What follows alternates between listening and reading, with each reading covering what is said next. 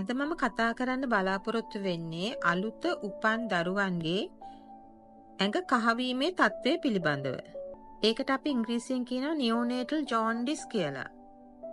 මේ තත්ත්වයේ අලුත උපන් දරුවාගේ රුධිරයේ බිලිරුබින් ප්‍රමාණය ඉහළ නගිනවා. බිලිරුබින් කියන්නේ රතු රුධිරාණු වල අඩංගු වර්ණකයක්. මේ වර්ණකයේ රුධිරයේ වැඩි වෙනකොට දරුවාගේ ඇස් සහ සම කහපාට වෙන්න පටන් ගන්නවා.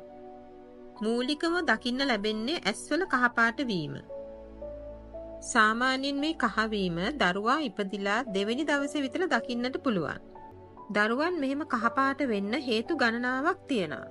ඒක අපිට ප්‍රධාන කොටස් දෙකකට ඉගෙන ගන්න පුළුවන්. එකක් ෆිසියොලොජිකල් ජොන්ඩිස් කියලා හඳුන්වනවා. අනිත් තත්ත්වය පැතොලොජිකල් ජොන්ඩිස් කියලා හඳුන්වනවා. මේ ෆිසියොලොජිකල් ජොන්ඩිස් කියන තත්ත්වය අපිට දකින්නට ලැබෙන්නේ සාමාන්‍යයෙන් අඩු මාසයෙන් උපන් දරුවන්ගේ. ඒ කියන්නේ සති 38කට වඩා අඩුවෙන් උපන් දරුවන්ගේ. ඔවුන්ගේ අත්මාව පවතින්නේ නොමේරු තත්ත්වයේ. අලුත උපන් දරුවන්ගේ රතු රුධිරාණු වැඩි වශයෙන් නිපදවනවා වගේම ඒවා ඉක්මනින් කැඩීමට ලක් වෙනවා.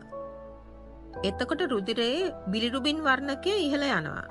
මෙසේ ඉහළ යන්නේ බිලිරුබින් වල ඉන්ඩිරෙක්ට් බිලිරුබින් කියන වර්ණකය.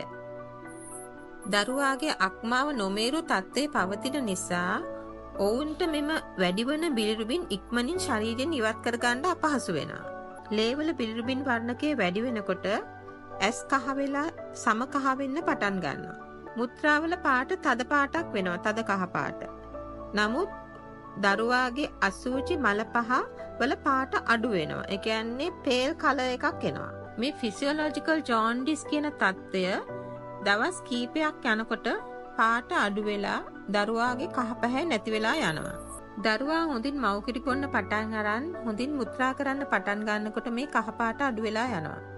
නමුත් මේ පැතොලොජිකල් ජොන්ඩිස් කියන දෙවන තත්ත්වයෙන් දරුවන්ට ගොඩක් හානි ඇති වෙන්න පුළුවන්.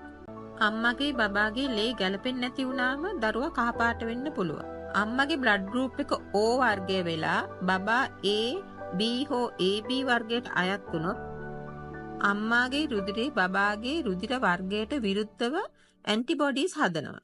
ඒ වගේම අම්මා RH නෙගටිව් වර්ගයට අයත් වුණොත් බබා RH පොසිටිව් වර්ගයේ වුණොත් බබාගේ බ්ලඩ් ගෲප් එකට විරුද්ධව අම්මාගේ ඇන්ටිබොඩීස් හදනවා. මේ අවස්ථා දෙකේදීම බබා ඉපදුනාට පස්සේ බබාගේ ඇඟේ රුධිර සෛලවල විනාශ වීමක් සිදු වෙනවා. එතකොට ලේවල තියෙන බිලිරුබින් සාන්ද්‍රණය ඉක්මනින් ඉහළ නගිනවා.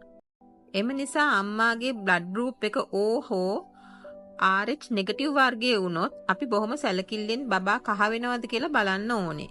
ඒ වගේම දරුවා ඉපදුනාට පස්සේ දරුවාගේ ලේ වලට විෂ බීජයක් ඇතුල් වුණොත්, ඒ කියන්නේ නියෝනේටල් සෙප්සිස් කියන තත්ත්වයට ආවොත් එතකොටත් දරුවා කහපාට වෙන්න පටන් ගන්නවා. එතකොට දරුවා ගොඩක් අසනීප තත්ත්වයක් පෙන්눔 කරනවා.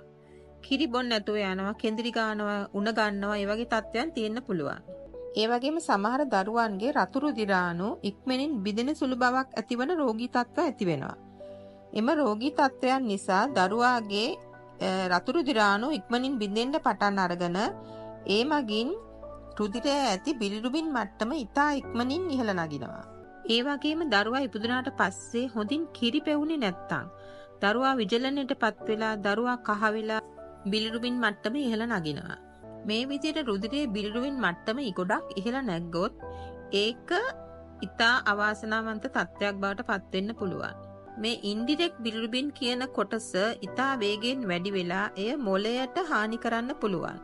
අපි මේ තත්ත්වයට කියනවා කර්නික් ටෙරස් හෙවත් බිලිරුබින් එන්කෙෆලොපති කියලා.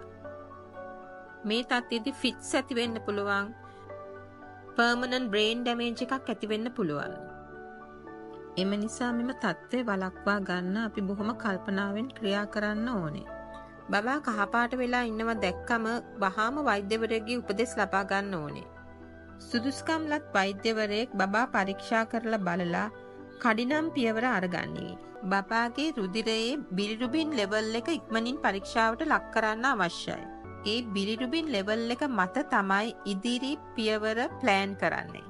බිලිරුබින් ලෙවල් එක ඉතා ඉක්මනින් නගිනවා නම් ලේ මාරු කරන්න අවශ්‍ය ලෙවල් එකට නගිනවා නම් ඉක්මනින්ම එක්ස්චේන්ජ් ට්‍රාන්ස්ෆියුෂන් එකක් කරන්න ඕනේ. ඒ කියන්නේ බබාගේ ලේ ඉක්මනින් මාරු කරනවා. බිලිරුබින් අධික ලේ අයින් කරන ගමන් අලුත් ලේ ඇඟට එකතු කරනවා. මේක හරි වෙලාවට කරොත් අපිට දරුවා බේරගන්න පුළුවන්. ප්‍රමාද කරොත් දරුවා කර්නික්ටරස් තත්ත්වයට පත් වෙනවා. රුධිරයේ බිලිරුබින් මට්ටම එක්ස්චේන්ජ් ට්‍රාන්ස්ෆියුෂන් ලෙවල් එකට පල්ලෙහායින් තියෙනවා නම්, ඒ කියන්නේ තාම එක්ස්චේන්ජ් ට්‍රාන්ස්ෆියුෂන් කරන්න අවශ්‍ය තත්ත්වයට ඇවිල්ලා නැත්නම් අපිට පුළුවන් ෆොටෝ තෙරපි ට්‍රීට්මන්ට් දෙන්න. ඒ කියන්නේ අපි කියන්නේ ලයිට් අල්ලනවා කියලා කියන්නේ කහපාට වෙච්ච බබාලට. එතකොට අපි නිතරම රුධිරයේ බිලිරුබින් මට්ටම මනිමින් ෆොටෝ තෙරපි ට්‍රීට්මන්ට් පටන් ගන්නවා. මේ විදියට බබාගේ රුධිරයේ බිලිරුබින් මට්ටම සේෆ් ලෙවල් එකකට එනකන්, ඒ කියන්නේ අහිතකර නොවන ලෙවල් එකට එනකන් අපි ෆොටෝ තෙරපි ට්‍රීට්මන්ට් දෙනවා. ඒ අතර බබාගේ හයිඩ්‍රේෂන් එක හොඳට තියාගන්න ඕනේ. ඒ කියන්නේ හොඳට කිරිපොවන්න ඕනේ. අම්මා ඇවිල්ලා බබාට කිරිපොවලා යන්න ඕනේ මේ ෆොටෝ තෙරපි දෙන අතරතුරේ.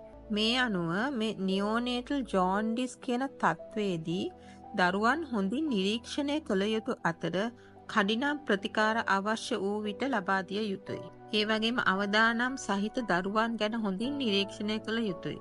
මවගේ හා දරුවාගේ අතර ලේවල නොගැලපීමක් තියෙනවා නම්, ඒ කියන්නේ ABO incompatibility හෝ RH incompatibility තත්වයක් තිබෙනවා නම් අපි ඔවුන් හොඳින් නිරීක්ෂණය කරන්න ඕනේ.